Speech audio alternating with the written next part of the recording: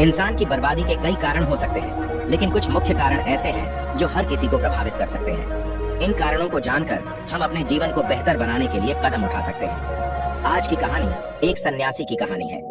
आज मैं आपको यह कहानी बताने जा रहा हूँ कि इंसान की ऐसी कौन सी गलतियाँ होती हैं जो इंसान को बर्बाद कर देती हैं। अगर हम अपनी बर्बादी का कारण जान लें तो हम अपने जीवन को खुशहाल बना सकते हैं। बहुत समय पहले की बात है, एक नगर में एक धनी सेठ रहा करता था।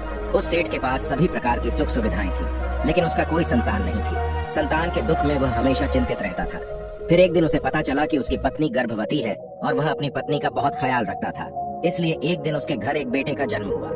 पुत्र के जन्म से सेठ बहुत खुश हुआ, कोई कसर नहीं छोड़ी। उसका बेटा देखते ही देखते बड़ा हो गया। तब सेठ ने अपने बेटे को गुरुकुल भेजने का फैसला किया ताकि वह पार-ऐच लिखकर विद्वान बन सके। ज्ञान प्राप्त करने हेतु गुरुकुल भेज दिया था। गुरुकुल में वह बच्चा अच्छे से पढ़ाई करता था और अपने गुरु की सभी आज्ञाओं का पालन करता था। ऐसे में वह बच्चा धीरे धीरे वहाँ का सबसे होनहार छात्र बन गया। गुरुकुल में बालक ने सभी वेद, पुराण और शास्त्रों का अध्ययन किया और एक महान विद्वान बन गया। लेकिन कहते हैं ना कि समय कब बदल जाएगा यह कोई नहीं जानता। ऐसे ही एक दिन किसी प्राकृतिक आपदा के कारण उसके माता पिता की मृत्यु हो गई। और जब उसके माता पिता की मृत्यु हुई तो बच्चे की शिक्षा पूरी नहीं हुई थी। और जब बच्चे ने खबर सुनी कि उसके माता पिता अब इस दुनिया में नहीं हैं और उसका सब कुछ बर्बाद हो गया है, तो लड़का इस सांसारिक मोह में बह गया। इसके बाद लड़के ने कहा कि गुरुकुल से अपनी शिक्षा पूरी करने के बाद वह अपना पूरा जीवन लोगों की भलाई में बिताएगा। फिर जब बालक की शिक्षा पूरी हुई तो उसके बाद बालक साधु बन गया और वह सांसारिक चीजों से दूर हिमालय के जंगल में चला गया। अध्यापन को विश्राम देते हुए समय के साथ उनके सन्यासी की चर्चा चारों ओर होने लगी और दूर दूर से लोग उनके पास शिक्षा लेने के लिए आने लगे और बहुत से लोग अपनी समस्याओं का समाधान पाने के लिए भी उनके पास आने लगे। वह समस्याओं का समाधान बड़ी आसानी से कर देता था, जिससे वह पूरे राज्य में प्रसिद्ध हो गया। परंतु जिस नगर में वह रहता था वहाँ का राजा क्रूर व्यक्ति था। जब राजा को तपस्वी के बारे में पता चला तो उन्होंने तपस्वी से मिलने का फैसला किया। अगली सुबह राजा तपस्वी से मिलने के लिए अपने महल से निकल गया और फिर वह उसकी कुटिया की ओर गया। और वहाँ पहुंचकर राजा ने जब उसे साधु के रूप में देखा तो वह उसे देखता ही रह गया। उसके चेहरे पर एक अलग ही तेज था। जब वह साधु के पास पहुंचा तो उसे असीम शांति का अनुभव हुआ। साधु को प्रणाम किया और उसके पास बैठ गया और उससे बातें करने लगा।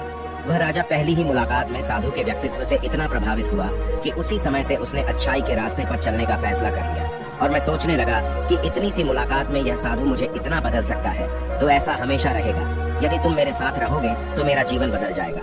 और यह सोचकर राजा साधु से अपने महल में चलने का अनुरोध करने लगा।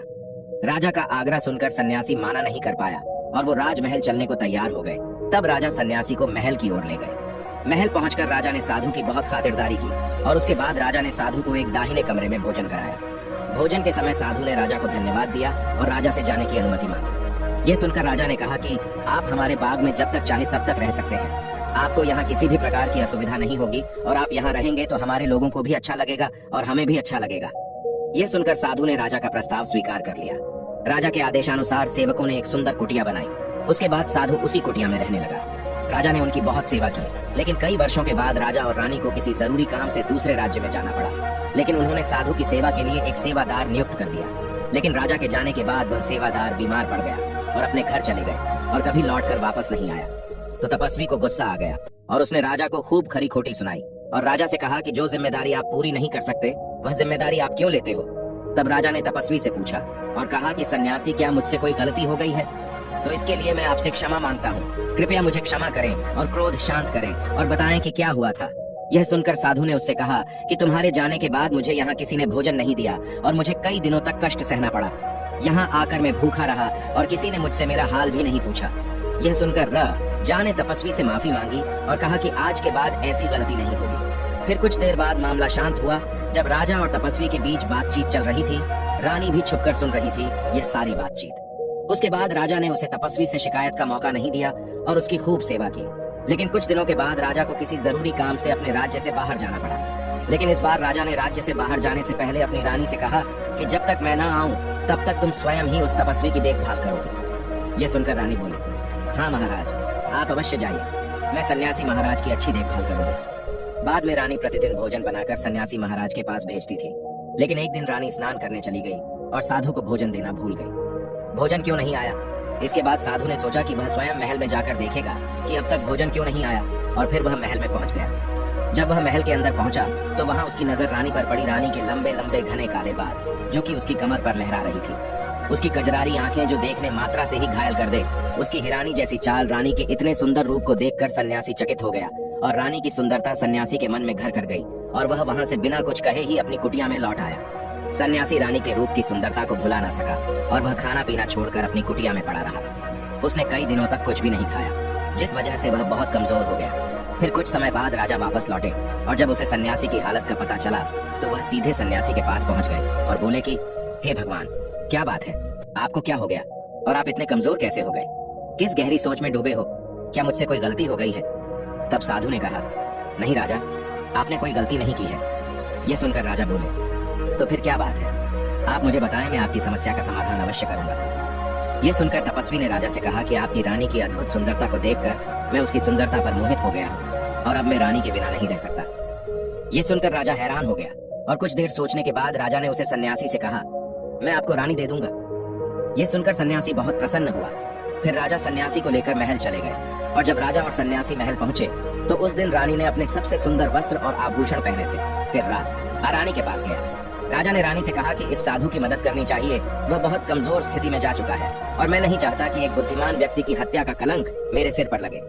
राजा की यह बात सुनकर रानी ने राजा से पूछा कि आखिर इन सन्यासी के इस दुख का कारण क्या है। तो राजा ने रानी से कहा कि सन्यासी आपकी अद्भुत सुंदरता के दीवाने हो गए हैं। राजा की यह बात सुनकर रानी ने कहा कि राजा, आप चिंता मत करिए, अब आप सब कुछ मेरे ऊपर छोड़ दीजिए। मुझे पता है कि मुझे अब क्या करना है। आपके ऊपर न तो सन्यासी की हत्या का पाप लगेगा और न ही उससे मेरे पवित्र धर्म का नाश होगा। रानी की यह बात सुनकर राजा ने रानी को सन्यासी को सौंप दिया। उसके बाद सन्यासी रानी को लेकर कुटिया पर पहुंचे। जब रानी सन्यासी की कुटिया पर पहुंची, रानी ने सन्यासी से कहा कि हमें रहने के लिए घर चाहिए, हम इस झोपड़ी में नहीं रह सकते। ये सुनकर सन्यासी राजा के पास गया और राजा से जाकर बोला कि हे राजा, हमें रहने के लिए घर चाहिए। सन्यासी की बात सुनकर राजा ने उनके लिए घर का प्रबंध कर दिया। फिर सन्यासी रानी को लेकर घर पहुंचा। जब रानी सन्यासी के साथ उसके घर पर पहुंची तो रानी ने सन्यासी से कहा कि यह घर तो बहुत गंदा है और इसकी हालत बहुत खराब है, मैं इस घर में नहीं रह सकती। ये सुनकर सन्यासी फिर से राजा के पास गया और राजा के पास जाकर बोला कि ही राजा, जो आपने हमें घर दिया है उस घर की हालत बहुत खराब है। सन्यासी की बात सुनकर राजा ने उसे घर की हालत ठीक करवा दी। उसके बाद फिर रानी घर के अंदर गई और नहा धोकर बिस्तर पर आ गई। तभी साधु भी बिस्तर पर आ गया। फिर उसके बाद रानी ने साधु से कहा कि आप जानते हैं कि आप कौन हैं और क्या बन गए हैं। आप एक महान साधु थे जिनके लिए राजा स्वयं सभी आवश्यक चीजें उपलब्ध कराते थे, जिनके पास दूर दूर से लोग ज्ञान प्राप्त करने आते थे, जो लोगों को सत्य का मार्ग दिखाते थे, जो लोगों की समस्याओं का समाधान करते थे, जिन्हें सभी लोग गुरु मानते थे, जिसे सब लोग भगवान मानकर पूजते थे। और आज आप वासना के कारण मेरे गुलाम हो गए हैं। रानी की यह बात सुनकर साधु को झटका लगा और उसे एहसास हुआ कि वह एक साधु है और यह सब क्या कर रहा है। वह ये सब सुख सुविधाएं छोड़कर शांति की तलाश में जंगलों में चला गया था। जोर जोर से रोने लगा और चिल्लाने लगा और रानी से कहने लगा कि मुझे क्षमा कीजिए महारानी, मैं यह क्या करने जा रहा था, मैं अभी आपको राजा को सौंप कर आता हूँ। सन्यासी की बात सुनकर रानी ने सर आंसी से प्रश्न किया कि साधु महाराज, मेरे मन में एक प्रश्न उठ रहा है, कृपया मेरे प्रश्न का उत्तर दीजिए। रानी की बात सुनकर सन्यासी ने कहा कि पूछो, तुम्हारा क्या प्रश्न है। फिर रानी ने कहा कि जब आपको उस दिन भोजन नहीं मिला तो आप बहुत क्रोधित हो गए, तब मैंने आपके ये रूप पहली बार देखा था और तभी से मैं आपके व्यवहार में परिवर्तन महसूस कर रही थी। ऐसा क्यों हुआ साधु महाराज, आखिर आपको इतना क्रोध क्यों आया। रानी की बात सुनकर सन्यासी ने रानी को समझाया कि जब मैं जंगल में था तो मुझे समय पर भोजन भी नहीं मिलता था, लेकिन जब मैं महल में आया तो महल में आने के बाद मुझे सारी सुख सुविधाएं मिली और फिर मैं इन सभी सुख सुविधाओं के मोह में फंस गया और मुझे इसके प्रति लगाव उत्पन्न हो गया और फिर मुझे इसको पाने का लालच उत्पन्न हो गया और जब मुझे यह नहीं मिला तो मेरे अंदर क्रोध उत्पन्न हुआ। फिर सन्यासी ने कहा कि महारानी, सच तो यह है कि अगर इच्छा पूरी नहीं हो तो क्रोध उत्पन्न होता है और अगर इच्छा पूरी हो जाए तो लालच बन जाता है। फिर सन्यासी ने रानी से कहा, यह इच्छा की पूर्ति ही मुझे वासना के द्वार तक लेकर आई है और मैं आपके प्रति आकर्षित हो गया। इसके बाद वो सन्यासी रानी को लेकर राजा के पास गया और बोला कि राजा, मुझे क्षमा कर दीजिए, मुझे अपनी गलती का एहसास हो गया है। यह लो आपकी रानी, मुझे यह सब नहीं चाहिए। मैं अपनी इच्छा के वशीभूत होकर यह गलत कार्य करने जा रहा था और अपने जीवन को बर्बाद कर रहा था, लेकिन अब मुझे सब कुछ समझ आ गया है। उसके बाद उसे सन्यासी ने कहा कि हे राजा, मनुष्य की बर्बादी का कारण उसकी 4 आदतें बनती है और दुनिया की हर एक व्यक्ति के अंदर यह 4 अवगुण होते हैं, लेकिन जो व्यक्ति इन पर नियंत्रण का लेता है वह दुख और परेशानियों से बच जाता है। वहीं जो व्यक्ति इन चारों दोषों पर नियंत्रण नहीं कर पाता है वो बर्बाद होने के कगार पर पहुंच जाता है। यह सुनकर राजा ने कहा कि महाराज, आप मुझे वो 4 आदतें बताइए जिससे कि मनुष्य की बर्बादी हो जाती है। फिर सन्यासी ने राजा को मनुष्य को बर्बाद करने वाली आदतों के बारे में बताया कि हे राजा, मनुष्य को बर्बाद करने वाली पहली आदत है इच्छा। क्योंकि इच्छा ही दुनिया की हर एक व्यक्ति के अंदर सबसे पहला अवगुण होता है। और जो व्यक्ति अपनी इच्छाओं को नियंत्रण में नहीं रख पाता है वह जीवन के किसी भी क्षेत्र में सफल नहीं हो पाता है, क्योंकि जैसे ही उसकी एक इच्छा पूरी होती है वह दूसरी की ओर बढ़ाने लगता है, और दूसरी पूरी होती है तो तीसरी इच्छा उसके मन में जागृत हो जाती है, और फिर ऐसे करते करते इच्छाओं पर नियंत्रण न होने के कारण इसी जाल में उलझा रहता है और दुखी रहता है। इसीलिए राजा, जब हम इच्छाओं पर नियंत्रण पा लेते हैं तो हम हमारे मन पर भी नियंत्रण पा लेते हैं, और जब हमारा मन हमारे वश में होता है तो हमें सुखी प्राप्ति होती है। फिर जो हम चाहते हैं वही हमारे साथ होता है।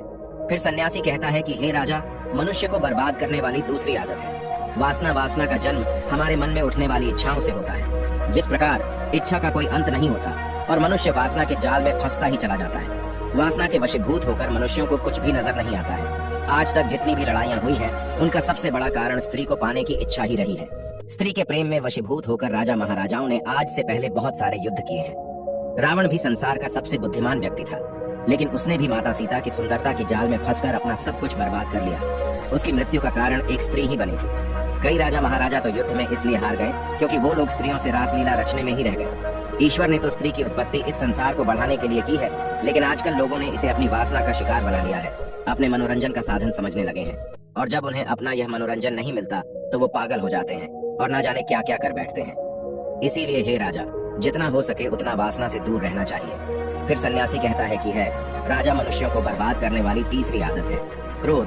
क्योंकि जब मनुष्य की वासना की पूर्ति नहीं होती है तो उसके अंदर क्रोध उत्पन्न हो जाता है, और जब व्यक्ति को क्रोध आता है तो उस पर उसका नियंत्रण नहीं होता है, और फिर वो क्रोध में आकर कहीं गलत निर्णय ले लेता है। वो दूसरों को भला बुरा कह देता है, गलियां निकल देता है, और जब उनका क्रोध शांत होता है तो उन्हें अपनी गलती का एहसास हो जाता है, लेकिन तब तक तो सब कुछ बर्बाद हो चुका होता है। क्रोध के कारण मनुष्य के कई बने बनाए काम भी बिगड़ जाते हैं। जब मनुष्य के भीतर क्रोध उत्पन्न होता है तो वो अंदर से बहुत कमजोर हो जाता है, और एक कमजोर मनुष्य कुछ भी नहीं कर सकता है, उसे कभी भी सफलता हासिल नहीं हो सकती।